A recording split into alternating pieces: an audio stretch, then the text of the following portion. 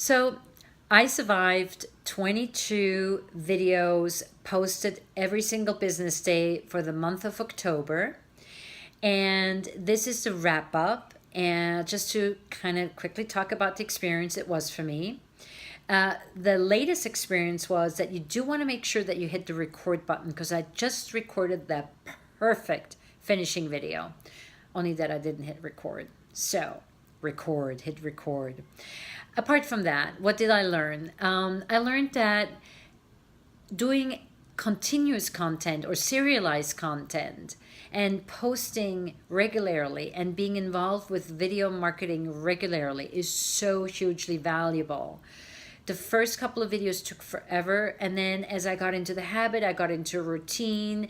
A month is long enough to try out what works and doesn't. I planned out my entire content immediately before I started, so I knew what my chapters were, I knew what my topics were, I knew what my videos were going to. I didn't know what they were going to say per se, because this is my area of expertise, but I knew which topic I wanted to talk about in each video.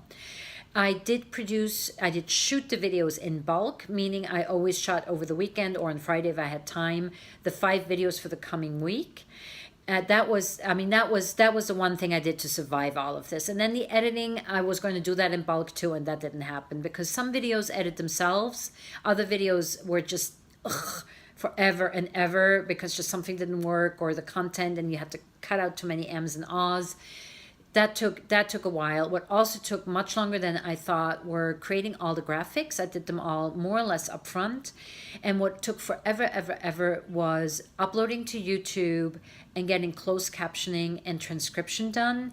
For some reason, YouTube, in my case, insisted on creating closed captioning in Spanish on about, I would say, 2/3 of my videos. That meant 2/3 of the videos I had to hand transcribe and then feed it into the closed captioning part of YouTube. And I also learned that YouTube is pretty finicky. Things that work just fine one day will not work the next day. So not the most perfect hosting service, but it is from a technical point of view, but it cannot be beat from a search engine point of view, because it's the biggest second search engine in the world. So there you go.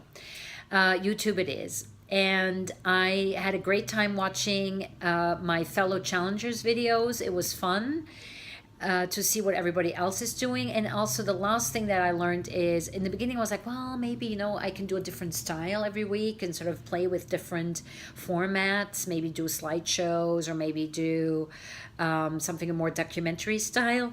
And very quickly became apparent, you know what?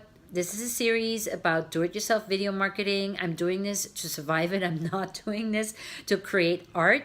So these videos are all going to be fairly uniform. The only style change I did was my wardrobe, and that was about it. But it was good because it made me focus on content and how I can bring value to customers, not on how nifty and how creative I can get with my editing or with my shooting. So something to be said for that, because often video for marketing purposes is all about the content and not about creating art.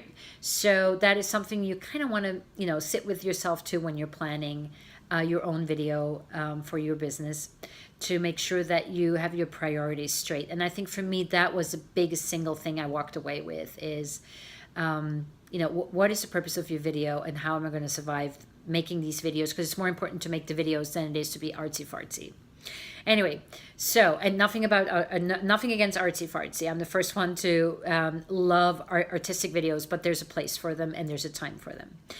Anyway, I hope you enjoyed the series. If you haven't watched all of those videos, go back. They're all in the playlist and numbered, and they're easy to find, and they're all labeled really well. So if there's certain topics that you want to learn about, you will know where to find them really quickly.